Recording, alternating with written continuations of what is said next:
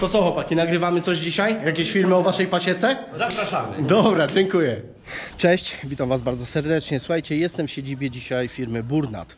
Firma Burnat słynie z produkcji uli głównie, ale trzeba wiedzieć, że jest to pasieka wielkości 700 uli na ramce ostrowskiej. Co w dzisiejszych czasach wydaje się, no powiedzmy w tych wielkogabarytowych pasiekach towarowych, no abstrakcją, tak? Głównie Langstroth, Dadant, Wielkopolski, no ale nie ostrowski, więc na pewno, słuchajcie, poruszymy dzisiaj kupę spraw. Sam nie wiem, o czym do was mówić, po prostu jest tyle tematów, które chciałbym już wam tutaj w tym pilotażowym odcinku przedstawić, powiedzieć, o czym będziemy tutaj rozmawiać. Więc zacznę od tego, że na pewno przejedziemy się po tej pasiece 700 pniowej i pokażę wam, i oczywiście z Błażejem porozmawiam, Błażejem Burnatem, który przede wszystkim jest współwłaścicielem firmy Burnat, ale jest przede wszystkim pszczelarzem. On plus 3 osoby ogarniają 700 uli. Czy to nie brzmi już ciekawie? Na pewno, i dlatego będę go podpytywał, jak on to robi, że panuje nad tym. Kolejna sprawa, słuchajcie, hodowla matek. Tutaj widzimy kilka uli z matkami reprodukcyjnymi. Zaraz pokażę, też się przejdę pilotażowo, pokażę wam, gdzie są uliki do unasienniania. Pokażę tutaj jedną halę, pokażę wam drugą halę. Produkcja uli, tak jak wspomniałem, hodowla matek. Pokażę też wam, słuchajcie, pracownię, czyli odbiór miodu. Porozmawiamy w ogóle o dzisiejszych problemach, jakie pszczelarze mają, czyli sprzedaż miodu. Powiem wam, nie ja, Błażej czy też Kornel opowie nam, jak oni sprzedają tutaj miód, bo zdradzę wam tylko pilotażowo, że cały, który miód oni produkują, starają się sprzedać w detalu. Więc uważam, jest to właściwa droga, szczególnie dla pszczelarzy małogabarytowych. Na autowarowych się to nie zdarza, a tu jednak oni prowadzą w ten sposób swoją politykę. Więc na pewno to będzie warte pokazania i omówienia. I kolejna sprawa, będę wam pokazywał też oczywiście pracownie, jak oni tutaj funkcjonują. Wszystko to będzie pokazane. Nowinki, nowatorskie, czyli co oni zastosowali w swojej pasiece, jakieś takie elementy samoróbki, że tak powiem, które ułatwiają im pracę. Też kilka znalazłem takich, więc też będziemy chcieli to omówić właśnie, jak do tego doszło, że to powstało. Hodowla matek. Pasieka Burnat hoduje matki przede wszystkim dla siebie, ale też zaopatruje okolicznych pszczelarzy. Też prowadzi wysyłkową sprzedaż, ale nie jest to na dużą skalę, aczkolwiek swoje potrzeby w pasiece w pełni zabezpieczają. Słuchajcie, ja myślę, że was już zaciekawiłem tym odcinkiem tutaj pilotażowym. Teraz się przejdę i wstępnie pokażę wam, co będzie na moim kanale pojawiało się.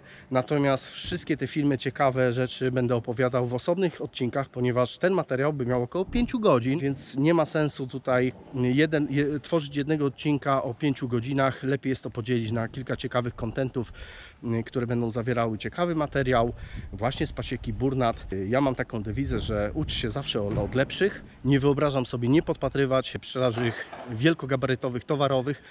Kolejnym jeszcze tematem, który na pewno poruszymy, to słuchajcie, sprawa transportu. W pasiece, każdy w pasiece, nawet tej 20-stopniowej, no samochód jest istotną rzeczą.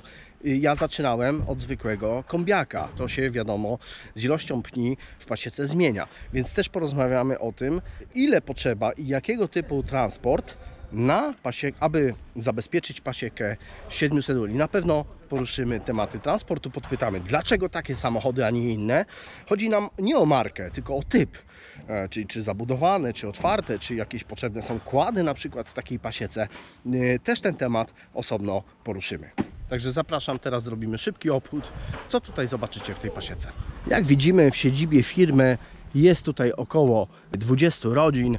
To są głównie rodziny z matkami reprodukcyjnymi oraz rodziny wychowujące, ale pamiętajmy, że już to jest troszkę pomniejszone, ponieważ no, mamy sierpień, jak gdyby hodowla matek już się kończy. Na pewno temat hodowli matek zostanie poruszony w osobnym odcinku. Zmierzam właśnie do pracowni i tak krótko oczywiście pokażemy pracownię, co tam jest. Dzień dobry. Jak zdrówko? Dobrze. Ja tutaj przedstawiam seniora, pana Burnata, ojca chłopaków, Kornela i Błażeja, założyciela w sumie, założyciela, można powiedzieć, że założyciela firmy Burnat. I słuchajcie, tutaj szedłem pokazywać pracownię chłopaków, a tutaj tata mnie zaczepił i mówi, chodź, zobacz moje włości. Stary drzew się nie przesadza, takie Dokładnie. powiedzenie, więc to tak jest, że młody idzie do przodu z tym, co jest w tej chwili, kiedy jest młody, a stary jeszcze żyje tą przeszłością. Ale ja tu widzę, że tu są nowatorskie rozwiązania, bo właśnie ja to pierwszy raz widzę to urządzenie, karuzela się to nazywa. To robi się po to, żeby było wygodnie, żeby usprawnić pracę, nie? Wszystko, co powstało, to powstało na zasadzie praktyki, żeby ulepszyć. Żeby ulepszyć. Ująć, Zaoszczędzić czas. i wysiłek. Żeby coś było takie ekonomiczne, po prostu praktyczne. Ja zauważyłem Czas też, swoje robi. ja zauważyłem u Was też i wczoraj mi to nawet Błażej pokazywał, że Wy zaczynaliście pierwsze te na przykład takie tutaj rzeczy, to są własnej roboty wszystko. Tak, to jest wszystko, to też. To jest wszystko własnej roboty. To nie kupiliście, tylko sami żeście to robili. Pierwszej miodarki, ale tam z tyłu jest, Wiem. jak pan pójdzie tam. Widziałem ją To jest ta wczoraj. pierwsza, w której wykręciliśmy 16 ton swadzi. Aha. Na 6 rampach. W niej, a to jest przecież diagonalna jeszcze. Tak, oczywiście. Jeny, to trzeba każdy plaster. Każdą ramkę trzeba obracać. No ale radość i tak z tego była, z tego miodu. No.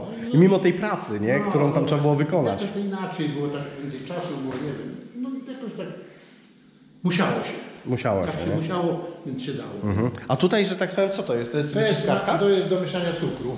A, to już kolejny sprzęt do mieszania cukru. Też własnego pomysłu do mieszania cukru z pompą. Jest tam pompa, jak się to kręci. Jak przyciśniesz tą pompę i założysz węża, to ci pompuje nawet 3-4 metry do góry. A, to dobra pompa, nie? Także teraz już nie ma takiej potrzeby, bo oni tam mają pompy osobno, nie? Aha. A ja jeszcze przy tym zostałem. Mieszam. No będziemy pokazywać ten cały sprzęt tutaj, który macie, także ciekawe rozwiązania już widziałem wczoraj. No i będziemy to Z pokazywać. reguły wszystko jest własnego pomysłu, prawie wszystko, no, całkiem wszystko to bym źle powiedział, bo też jest dużo, jest coś podpatrzone, tam gdzieś to, zawsze się tam coś ogląda, słucha się kogoś, kto na coś narzeka, a coś chwali, koryguje się to jak, co, z czym, czy to faktycznie tak jest. No u mnie też jest z tym problem, więc wdrażamy. Cały czas się wprowadza nowe rzeczy. Synowie, ja już tak odpuściłem to, no bo na emeryturze, więc żyję tym starszym, a oni bez przerwy coś nowego, nawet nieraz może i za dużo, bo tak za dokładnie, niektóre rzeczy nie są tak bardzo potrzebne, jak się w nie dużej pracy wkłada, Ale wie Pan co, w nowatorstwie to jest tak, że czasami się rusza 5 projektów, Dokładnie. które od razu z założenia 4 są przeznaczone na niepowodzenie. Ale muszą być wykonane, żeby wybrać ten jeden właściwy projekt, nie? Także tak. Prototypy kosztują. Tak, dokładnie. To tak już jest. Tak już jest. Raz, że czas robi swoje, a drugi raz technologia wypędza to starsze, więc już trzeba zmieniać. Jeszcze się nie usprawniło dokładnie tego starego, już trzeba nowe, bo tam to już odchodzi do lamusa. Dokładnie, nie? To jest bardzo dobre, że synowie chcą i idą do przodu, nie? Chcą, idą do przodu, siedzą wieczorami, myślą, składają, dyskutują, pytają. Przede wszystkim pytają pszczelarzy po targach, po tym wysłuchują, na co ktoś narzeka, co mu nie podoba się, to zmienia. Zmienia po prostu. A przede wszystkim mówią dużo, uczą też pszczelarzy, ale słuchają. No właśnie. Wysłuchują pszczelarzy, to jest bardzo ważne. Pracownia. Na pewno tutaj poruszymy tematy mieszalnika do syropu cukrowego, standaryzatora miodu, bo to jest też ciekawe urządzenie. Powiem Wam, o co chodzi z tą standaryzacją. Tam za tymi drzwiami jest chłodnia, w której przechowywane są korpusy razem z ramkami oraz tutaj też, zamknięte, bierze udział, jeżeli chodzi o pierzgę, no to tu jest też mrożona, tak? Tu jest, ale zimnem przywaliło. Także na pewno, słuchajcie, to jest też temat, który będzie na jednym z filmów, nie wiem którym, pewnie o pracowni będzie osobny filmik i tutaj pokażemy dekrystalizatory. No i linia, słuchajcie, 700 rodzin i linia wygląda tak, czyli wcale nie jakoś specjalnie, ale o tym wszystko mówię Wam na osobnym odcinku, bo ja już wiem, że ten pilotażowy odcinek będzie trwał pewnie kilkanaście minut, no ale chcę Wam pokazać, o czym będziemy konkretnie rozmawiać. Poruszamy tematy technologicznie, czyli będziemy mówić jak, dlaczego takie rozwiązanie, dlaczego to stoi tu, dlaczego tutaj prawda, będą kolejne elementy, dlaczego jest tam to urządzenie.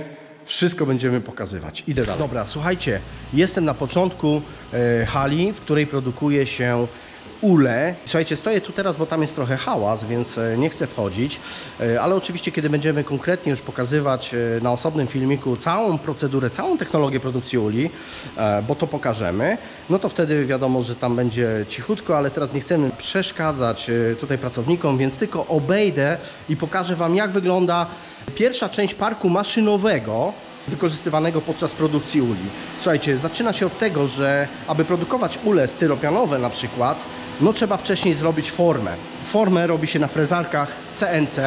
Jak tu widzicie, park maszynowy, jest sprzęt i co chwilę albo coś jest nowego tworzone tutaj, nowe formy, albo poprawki, bo coś na przykład pszczelarze stwierdzili, że trzeba coś zmienić, co właśnie jest domeną firmy Burnat, że oni cały czas modyfikują swój ul, który kiedyś tam zaprojektowali, cały czas coś tam nowego tutaj robią. Tak to wygląda, słuchajcie. Różne urządzenia, nie znam się na tym, ale zobaczcie, tak tu wychodzi taki projekt mniej więcej gotowy z tej frezarki i potem jest dalsza obróbka, bo to jest jeszcze szlifowane i tak dalej, ale o tym wszystkim będzie opowiadał. Kolejne pomieszczenie, drugi etap produkcji, to słuchajcie, tutaj te formy, które są na dole zrobione, przychodzą, są napełniane, no i odbywa się cała technologia produkcji uli styropianowych. Kiedy już elementy są gotowe, trafiają tutaj na kontrolę jakości, są doszlifowane, obrabiane, no i oczywiście sprawdzana jest jakość, czy spełnia wymagania. Te, które przeszły jakość, są już składowane na paletach, gdzie potem przyjeżdża wózek i zabiera gotowe elementy do malarni. Tu są malowane, po czym trafiają do kolejnego pomieszczenia, gdzie mają za zadanie odeschnąć. Z suszarni trafiają do magazynu. W magazynie są przechowywane i składowane. Ostatni element jak gdyby produkcji takich uli, czyli miejsce pakowania i wysyłki do klienta.